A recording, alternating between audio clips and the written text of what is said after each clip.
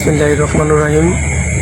প্রিয় এলাকাবাসী, গত 12-14 দিন আগে আপনারা জানেন আমাদের থানা বিএনপির সভাপতি জনাব জাহিদুল আলম জাহাঙ্গীরের উপরে সন্ত্রাসীদের হামলা হয়। এখানে একজন সন্ত্রাসী আটক হয়। সে নাকি আমার নাম বলছে, তো আমি এগুলোর কোনো কিছুই জানি না। প্রিয় এলাকাবাসী, আপনাদের বিবেকের কাছে আমার প্রশ্ন, উনি হইলেন থানা বিএনপির সভাপতি আর আমি হইলাম ছাত্র দলের সভাপতি। ওনার সাথে তো কোনো কারণে আমার প্রতিদ্বন্দ্বী থাকতে পারে না। এমন তো নয় যে আমি এখন থানা বিএনপির সভাপতি বা সেক্রেটারি হতে চাই। নির্বাচনী ক্ষেত্রে আমার ইউনিয়ন হয়েছে আলাদা, ওনার ইউনিয়ন সদরে, সেই ক্ষেত্রে ওনার কাছে আমার কোনো প্রতিদ্বন্দ্বী চলে না। আমি এগুলোর কোনো কিছুই জানি না। এই ছেলেগুলো যারা আসছে তারা কে বা কারা, তাদের সাথে কোনো প্রকার সম্পর্ক আমার নেই। যদি তাকে, ওরা যেহেতু আমার নাম বলছে, ওদেরকে জিজ্ঞাসা করলে হয় যে এর আগে কোনো দিন জীবনে কি খোকার সাথে দেখা হয়েছে কি না।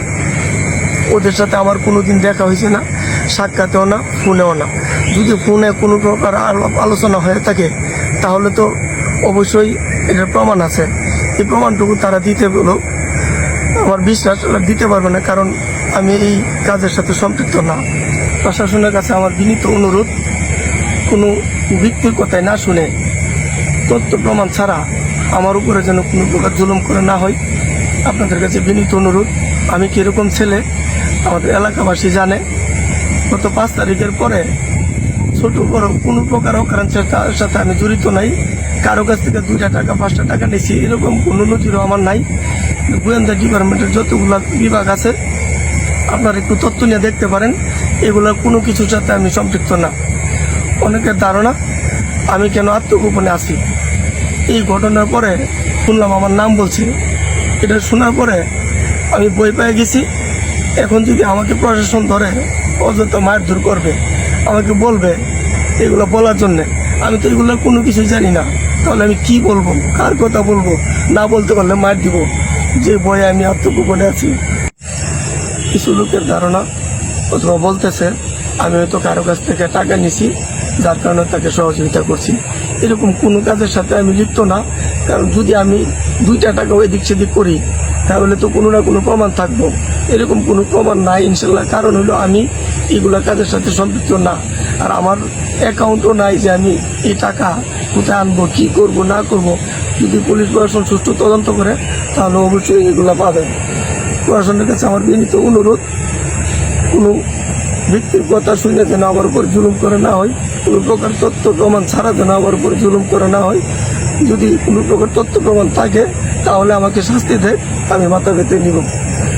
বিএনপি সিনিয়র নেতৃবৃন্দের কাছে আমার আকুল আবেদন, আমি আমার এই ছোট্ট জীবনে প্রায় 20টা বছর দিন রাতে নির্লস পরিশ্রম করছি রাজপথে, শহীদ প্রেসিডেন্ট জিয়াউর রহমানের আদর্শকে বুকে ধারণ করে।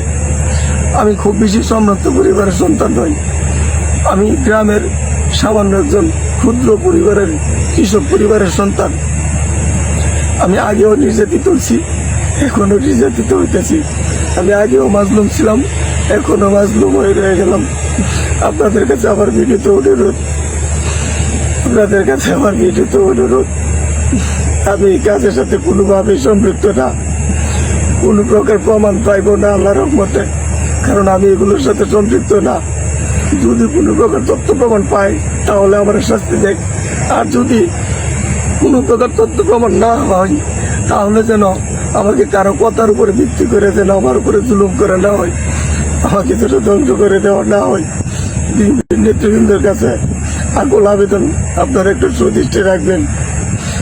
প্রিয় দেশবাসী এবং আপনজনের কাছে আমার বিনীত অনুরোধ, আমাকে নিয়ে প্রথম হয়তো 2-1 একটু ষড়যন্ত্র করছিল, এখন ষড়যন্ত্র দল অনেক বড় হয়ে গেছে, আমার বিরুদ্ধে ষড়যন্ত্র করছে, ষড়যন্ত্র করতেছে। আপনাদের কাছে আকুল আবেদন, আমার জন্য একটু দোয়া করবেন। মহান আল্লাহ পাক যেন আমাকে এই বিপদ থেকে উদ্ধার করেন। বিশ্বাস করেন আমি এগুলার কোনো কিছু জানি না, এগুলার কোনো কিছুর সাথে আমি সম্পৃক্ত না, আমি এগুলা কোনো কিছু জানি না। যদি তথ্য প্রমাণের যুগ, এখন চাইলে এগুলা বের করতে পারবো। আমার বিরুদ্ধে কোনো প্রকার এরকম তথ্য প্রমাণ পাবে না। কারণ আমি এগুলোর সাথে সম্পৃক্ত না। আপনারা আমার জন্য একটু দোয়া করবেন। আসসালামু আলাইকুম।